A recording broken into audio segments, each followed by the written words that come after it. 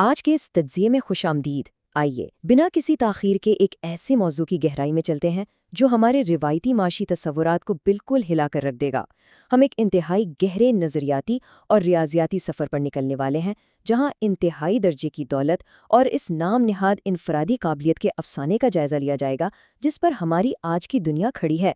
ہم ایک ایسے ماخذ پر بات کریں گے جس نے دولت کے انبار اور اس سے جڑے ہمارے سماجی رویوں پر بہت ہی چونکا دینے والے سوالات اٹھائے ہیں۔ تو چلیں اس حیران کن حقائق سے بھرپور سفر کا آغاز کرتے ہیں۔ ہمارے آج کے ماخذ کی شروعات ایک نہایت مشہور اور جانی پہچانی کہاوت سے ہوتی ہے: مسجد کو سیمنٹ کی بوری اس وقت دیں جب محلے میں آٹے کی بوری لینے والا کوئی نہ ہو۔ بظاہر تو یہ فلاحی ترجیحات کے بارے میں ایک بڑی سیدھی سی بات لگتی ہے نا، لیکن در حقیقت مصنف اس کہاوت کو ایک بنیاد بنا کر اس پوری سوچ کو بے نقاب کرتا ہے کہ ہمارا معاشرہ اور نظام سرمایہ کو دیکھتا کس نظر سے ہے۔ آگے چل کر واضح ہوگا کہ کس طرح یہ سادہ سی بات دنیا کی سب سے بڑی دولت کی حقیقت کو سمجھنے کا راستہ کھولتی ہے۔ ہم عام طور پر اعداد کو کیسے گنتے ہیں؟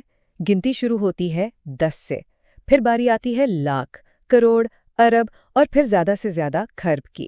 مصنف نشاندہی کرتا ہے کہ کھرب پر آ کر ایک عام ذہن اور سچ پوچھیں تو بڑے بڑے قومی بجٹوں کی حد بھی ختم ہو جاتی ہے، لیکن یہاں ماخذ ہمیں ایک نئی اور ناقابل تصور اصطلاح سے متعارف کرواتا ہے۔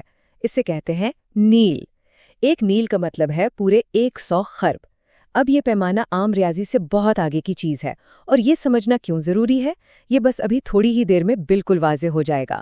ذرا اس نمبر پر غور کریں، 305 لاکھ کروڑ روپے۔ جی ہاں، ماخذ کے مطابق پاکستانی روپوں میں یہ 30.5 نیل روپے بنتے ہیں، جو کہ ایلون مسک کی اندازن دولت ہے۔ ذرا ان صفروں کی تعداد کا تصور کریں، یہ کسی ملک کا بجٹ نہیں، محض ایک اکیلے انسان کی ذاتی دولت ہے۔ مصنف ان اعداد و شمار کو اس لیے سامنے لاتا ہے تاکہ اس بے پناہ دولت کا وہ حجم سمجھایا جا سکے جو عام ذہن کے لیے ہضم کرنا قریباً ناممکن ہے۔ یہ اتنی بڑی رقم ہے کہ اس کا محض خیال ہی انسان کے ہوش اڑا دیتا ہے۔ تو یہاں ایک بہت ہی اہم سوال ذہن میں آتا ہے، کیا اتنی دولت محض دن رات کی محنت یا پائے پائے جوڑنے سے کمائی جا سکتی ہے؟ مصنف نے اس کا ایک کمال کا حساب لگایا ہے۔ فرض کریں کوئی شخص ماہانہ 1 لاکھ روپے کماتا ہے اور وہ اس میں سے 1 روپیہ بھی خرچ کیے بغیر پوری کی پوری تنخواہ بچا لیتا ہے، تو کیا وہ اس موجودہ دولت تک پہنچ پائے گا؟ 1000 یا 10,000 سال میں؟ نہیں، اس منزل تک پہنچنے کے لیے اسے 25.5 کروڑ سال لگیں گے۔ یہ حساب بالکل واضح کر دیتا ہے کہ اتنی بے تحاشا دولت کا محض محنت اور بچت سے جمع ہونا انسانی طور پر مکمل ناممکن ہے۔ تو پھر بھلا یہ دولت آتی کہاں سے ہے؟ یہاں ماخذ سرمایہ دارانہ نظام کا ایک بڑا غیر جانبدارانہ مگر سخت تقابلی جائزہ پیش کرتا ہے۔ ایک طرف سرمایہ ہے جسے یہ معاشی نظام بے حد پسند کرتا ہے اور جہاں صرف پیسہ ہی مزید پیسہ بناتا ہے۔ دوسری طرف مزدور ہے، جہاں مصنف کے مطابق نرا استحصال ہے، انتہائی کم تنخواہیں ہیں اور کام کی زیادتی کے باعث محنت کش المناک خودکشیوں تک پر مجبور ہو جاتے ہیں۔ متن کا استدلال بڑا سیدھا ہے کہ اتنی شدید دولت انفرادی قابلیت یا کسی کی ذاتی محنت کا نتیجہ نہیں، بلکہ ایک ایسے نظام کی پیداوار ہے جو محنت کشوں کا استحصال کر کے سرمایہ دار کو مزید امیر کرتا ہے۔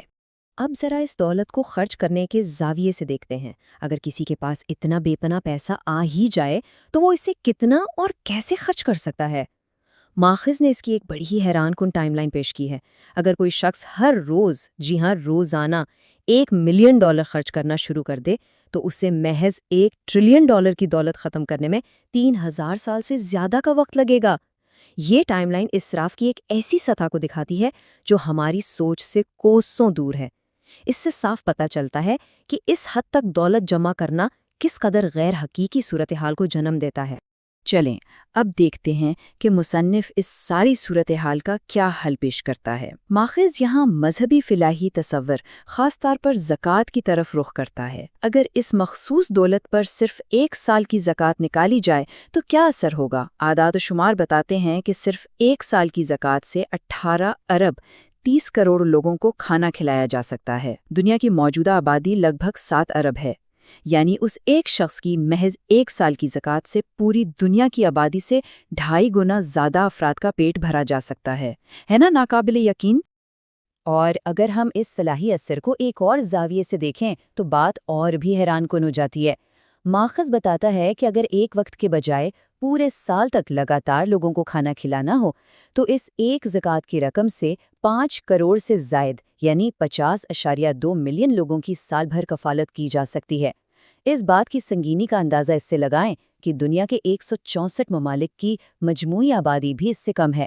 یہ موازنہ ہمیں بتاتا ہے کہ اگر دولت ایک جگہ اکٹھی ہونے کے بجائے فلاحی نظام کے تحت تقسیم ہو تو کتنے ہی انسانوں کی زندگیاں بدلی جا سکتی ہیں۔ اس پوری صورتحال کو ذرا اپنے علاقائی تناظر میں سمجھنے کے لیے ماخذ نے ایک بہت ہی تلخ مگر چشم کشا مثال دی ہے۔ مصنف لکھتا ہے کہ ایشیا کے امیر ترین شخص مکیش امبانی کے مقابلے میں بھی ایلان مسک کی دولت اتنی زیادہ ہے کہ وہ امبانی جیسے 10 لوگوں کو مصنف کے اپنے الفاظ میں جوتے کے ساتھ خرید سکتا ہے۔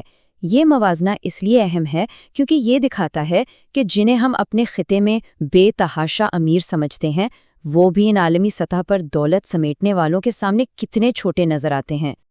آئیے اب ہم اس بحث کو واپس اسی مقام پر لاتے ہیں جہاں سے ہم نے آغاز کیا تھا، وہی آٹے اور سیمنٹ والی کہاوت، لیکن اب یقیناً زاویہ نگاہ بدل چکا ہوگا۔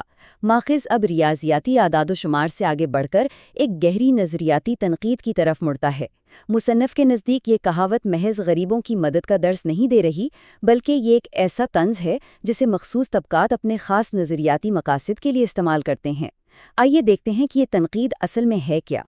یہاں مصنف تنقید کرنے والوں کے رویے کا ایک بڑا زبردست تقابلی جائزہ لیتا ہے۔ ماخذ کے مطابق جو لوگ فلاحی ترجیحات کا اتنا درس دیتے ہیں وہ مساجد، حج یا زکوٰۃ جیسے مذہبی فرائض پر خرچ ہونے والی رقم پر تو بہت کھل کر اور باقاعدگی سے تنقید کرتے ہیں، لیکن جب بات سیکولر ارب پتیوں کے پاس خربوں روپے بلکہ نیل روپے جمع ہونے کی آتی ہے تو وہ بالکل خاموش رہتے ہیں۔ مصنف اس تضاد کو ایک انتہائی غیر متوازن رویے کے طور پر پیش کرتا ہے، جہاں مذہبی شعائر کو تو فوری نشانہ بنایا جاتا ہے لیکن سرمایہ کے اس ظالمانہ ارتکاز پر چپ سادھ لی جاتی ہے۔ مصنف اس رویے کی وجوہات پر بھی تفصیل سے بات کرتا ہے۔ متن کا استدلال یہ ہے کہ یہ نقاد دراصل غریبوں کی ہمدردی میں ایسا نہیں کرتے، بلکہ ان کا اصل محرک مذہب سے ان کی بیزاری ہے۔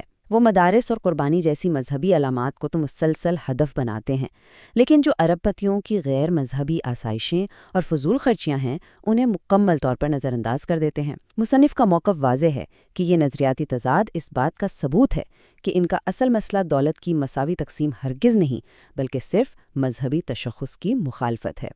اس تفصیلی اور گہرے تجزیے کے اختتام پر ماخذ ایک بہت بڑے اور فکرانگیز سوال کے ساتھ بات ختم کرتا ہے۔